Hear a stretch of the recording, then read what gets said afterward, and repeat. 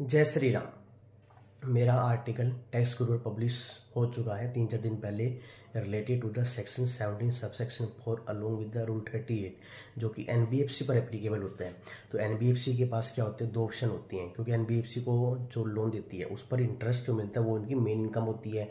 तो इंटरेस्ट क्या होता है, एग्जम्प्ट होता है, जिस पर जीएसटी नहीं लगता।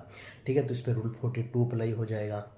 तो सेक्शन 17 सबसेक्शन 2 क्या कहता है कि आप एग्जम्प्ट सेल करते हो तो आपको रूल 42 में प्रपोर्शनेट आईटीसी रिवर्स करना पड़ता है। तो मोस्टली जो इनकम होती है 90% के आसपास एनबीएफसी में इंटरेस्ट की इनकम होती है।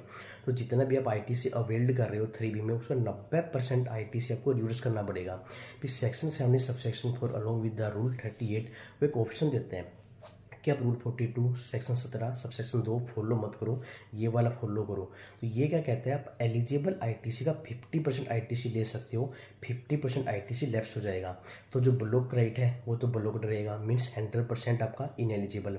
कुछ प्लेस ऑफ सप्लाई रूल की वजह से आपको आईटीसी नहीं मिलता, वो भी पूरा इनएलिजिबल रहेगा। ठीक है, इसके अलावा आपकी डीम डिस्टिंक्ट पर्सन के बीच में ट्रांजेक्शन होती है, उसका आपको 100% आईटीसी मिलेगा। अब जो रिमेनिंग ट्रांजेक्शन बच गई उसका 50% आईटीसी आप अवेल करोगे और 50% आपका आईटीसी लैप्स हो जाएगा। तो यहाँ पे मान लो 1 करोड़ का आपका आईटीसी है, ठीक है, तो ब्लॉक राइट है, पीयूएस रूल हो गया, डीडीबी ट्रांजेक्शन, उसको मान लो ये है ही नहीं, ठीक है, तो 50 लाख का आईटीसी मिलेगा, 50 लाख आपका लैप्स हो जाएगा। पर रूल 42 अगर फॉलो करते हो तो 1 करोड़ का अगर आपकी इंटरेस्ट इनकम 90% है ड्यूरिंग द मंथ तो 90 लाख रुपए रिवर्स करना पड़ेगा। बट रूल 38 फॉलो करोगे तो आपको सिर्फ 50 लाख रिवर्स करना है, मीन्स रूल 38 में आपको 40 लाख रुपए का फायदा हो जाएगा। ठीक है, तो ये मैंने आपको करक्स बता दिया और डिटेल आर्टिकल मैंने टेक्स्ट को पब्लिश कर दिया है, लिंक मैं आपको कमेंट सेक्शन में दे दूंगा। तो आर्टिकल को जाके आप पढ़िए, समझिए, कुछ डाउट हो तो आप मुझे मेल कर सकते हैं, कमेंट सेक्शन में भी पूछ सकते हैं।